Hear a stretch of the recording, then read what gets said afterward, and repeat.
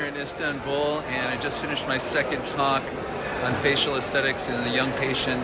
And it's just such a fantastic conference here. It's the World Congress for the International Society of Plastic Surgery, and it's just the meeting of the minds. You know, it's just full of really talented surgeons and fellow colleagues who are looking to learn the latest techniques, and it's been a great honor to have been invited to give lectures, and great thanks to the education chair, Ozan Sozer, for inviting me. So what a wonderful conference, and I'm really glad to be here.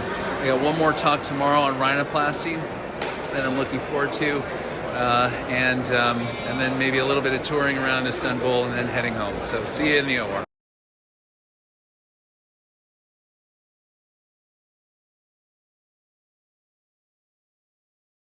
Techniques, and for forehead shaping, I feel that this is a very powerful technique. I use a multi-directional, multi-planar injection that we're quite familiar with, and the goal is visual correction, not overcorrection. He wanted more chiseled, masculine, model-esque features, and this is his true results.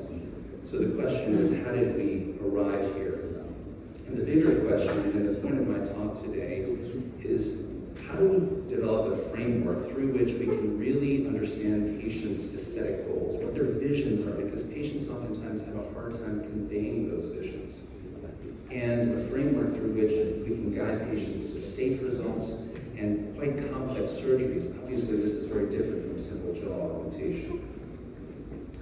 Dr. Hoyos gave us a framework in body contouring where he linked body types to the complexities of patient goals from basic to moderate to extreme, and to find the surgical approaches to get there.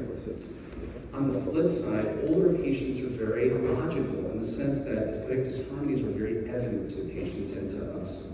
And we can reference photos from their youth, which give very. First step is resection of the dorsum with a component or a composite reduction, cephalic lateral curve reduction.